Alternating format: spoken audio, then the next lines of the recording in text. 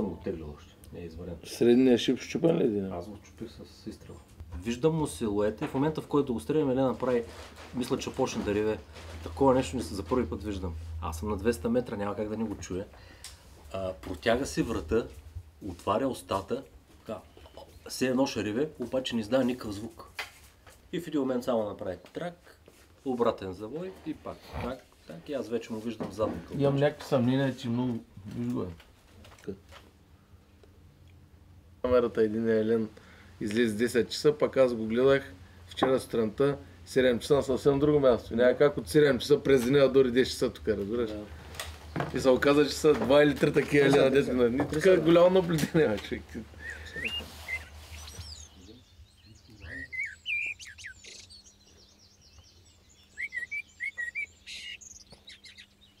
Обаче там трябва по-късно да излизам, към 9, след 9 часа.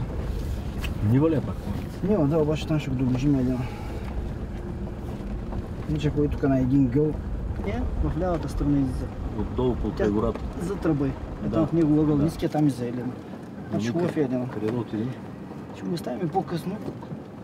Отгоре ще влезем оттам и тъй по края на гората и ще слезем директно. Той ще ни падне под ниското. Добре да пеше вървим. Пеше вървим, да. По-късно. Да го видим, ако и същия ден става за бой. Ще видим вятъра как е. Иначе отдолу ще ни е трудно. Ще видим вятъра как е. Иначе аз при 2 дена го варях след него отсреща. От оня баир, като тръгна, тъй, кошутите тук чак до там, по края на гората дойде тук сам. Ще 5-6 кошути са. Обаче има хубави размах, дълги рога, не мога да видя горе кой. Според мен има килограми, ама да го видим. Иначе по-напред, там виждаш, имате едно ръбче. За ръбчето, т.е. младия Елен с там 18-19 кошути. И тук вътре около лака, там им викаме скъсаната дига сега. Там пак има голям Елен. Сега преди миналата година беше много сериозен Елен, обаче тази година не мога да го видя. Те в него рядките дървета виждаш ли? Да, там има нива, има и чакало на дигата. Ако реве, може да пробваме да отидем да видим и него. Добре. Сега тук горе видяхме този Елен хубаво е да си ваяло. Аз имам едно предчувствие, че този Елен и оня са един и същи. Според мене.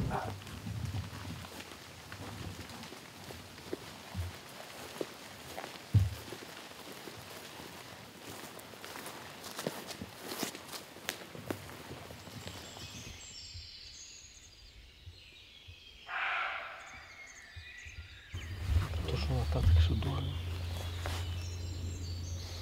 Гората долу няма спрямо. Кое? Гората долу няма спрямо. 6 метра насам.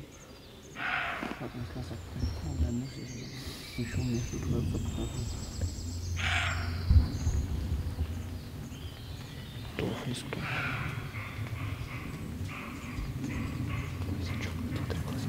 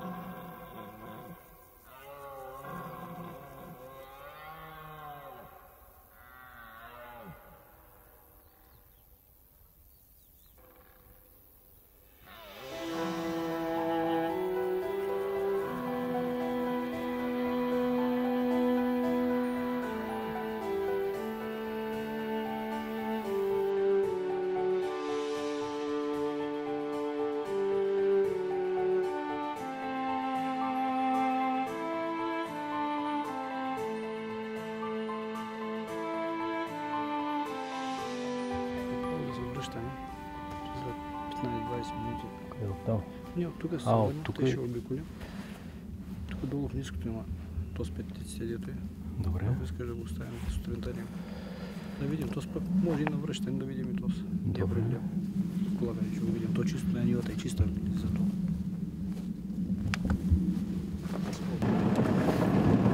имаш споменото и място.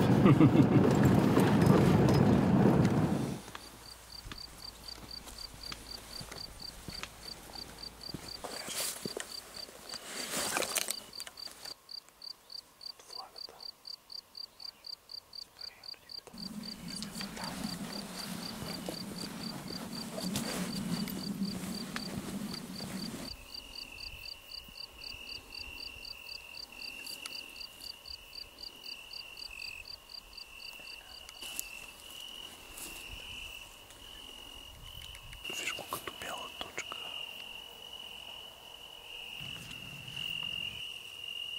Наблизо лега. 70 метра.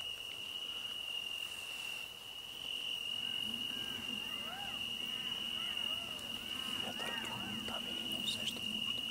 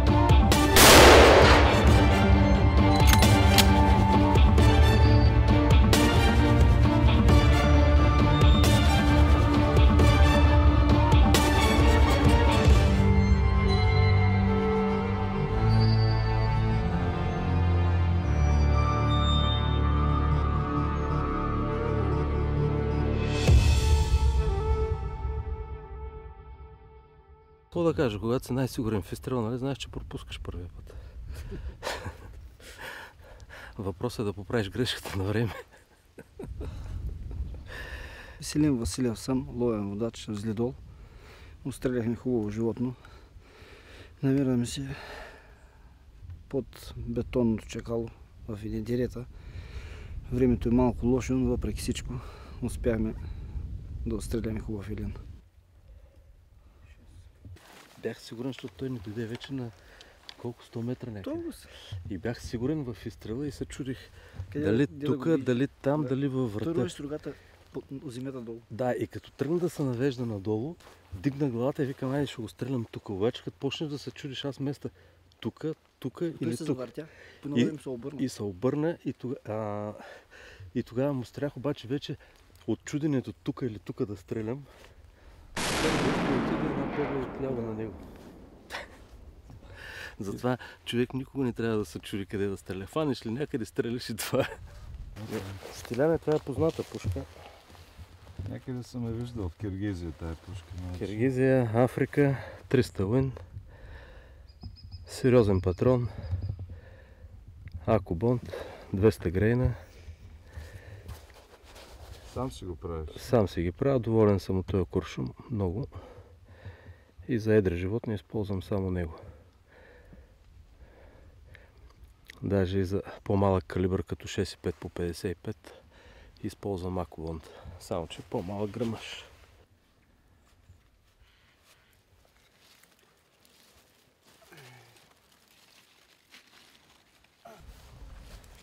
Честито, на слука. Жив и здрав и все такива елени да биш. Мерси, Веско, все такива елени да ми показваш. Пожелавам го на всеки ловец да изпита това удоволствие. Да има слука. Идвам от 2 години в това стопанство, откакто го взема моя приятел и неговия съдружник. Имат уникални елени и тук ти прави удоволствие да ловуваш на елени. Много животни, особено в брашния период, в който се намират сега елените.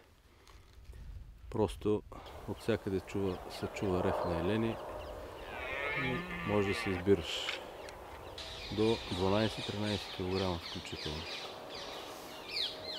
Стопанството се намира до Силистра на 40 км.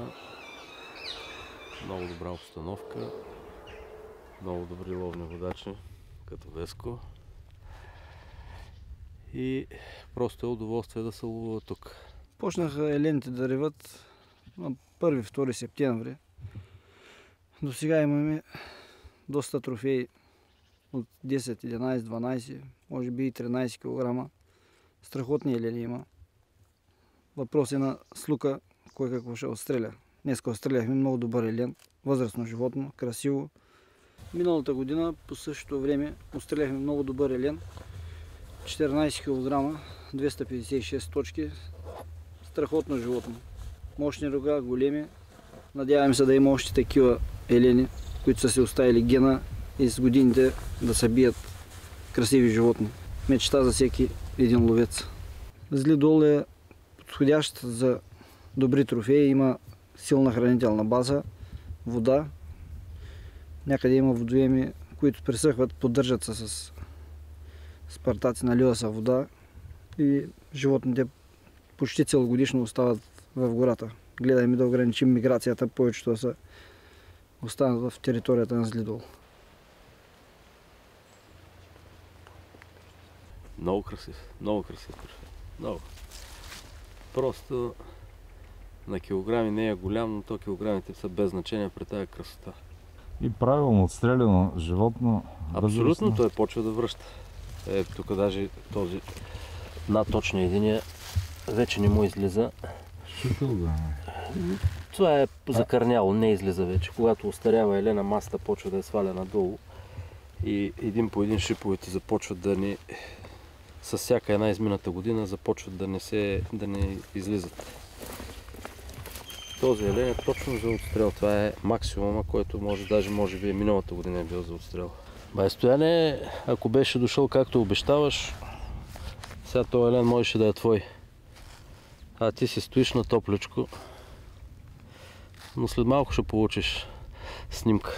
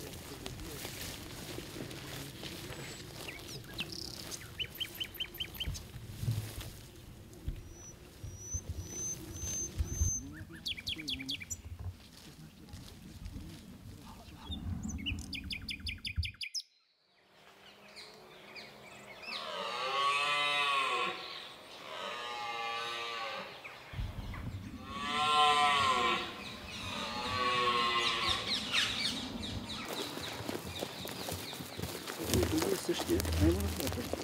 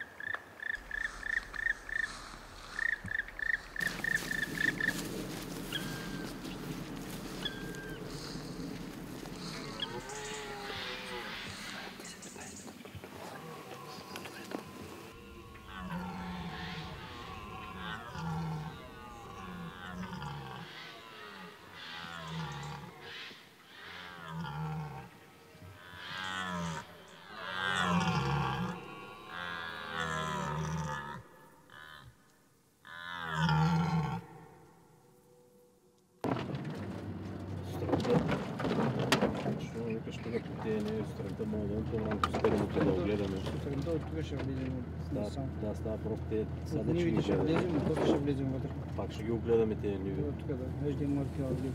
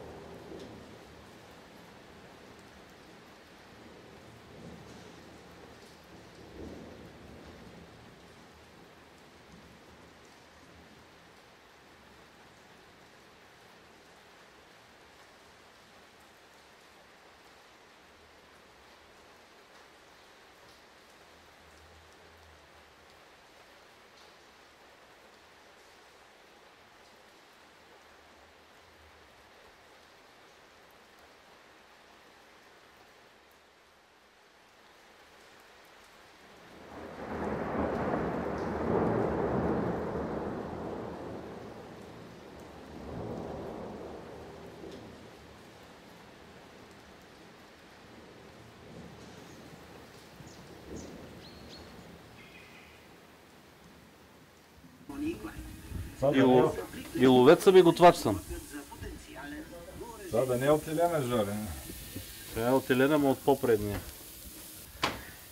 Стеляне те ще не стигнат тези кафтета. Те няма да ядат. Така. Те няма да ядат. Това ще го оставим за до вечера. Окей.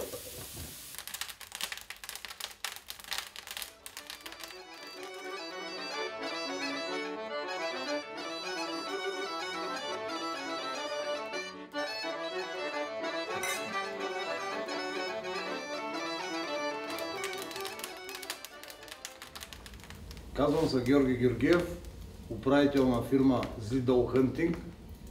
Намираме се в дивечовъден участък Злидол. Фирмата ни разполага с две ловни полета. Едното е с площ 7500 хектара, дивечовъден участък Злидол. Второто е с 5500 хектара, дивечовъден участък Алеко. Ловните ни полета са с дългогодишен договор 15 години на концесия, сключен преди 2 месеца, месец юни. Казвам се Иван Йорданов, съдружник съм на Жоро в фирма Злидол Хънтинг, която стопанисва двата дивечовъдни участъка отскоро. Днес е 21 септември. Един много добър, много успешен ден за нас, като за първа година. Стопанисваме участъка Злидол от около 3 години, като година за година купувахме отстрела от държавата. От тази година сме на дългосрочен договор. Това го споделям във връзка, че от 3 години полагаме грижи за дивеча и тази година, за първа година, правим истински лов на елени с наш приятел Жоро от Пловдив, който е дългогодишен наш приятел. Положихме големи усилия, направихме много добри наблюдения. Бих казал, че почти не сме спали. Доста хора ангажирахме. Наблюдавахме добри животни, някои си местиха местата, други си образуваха свои сватбовища.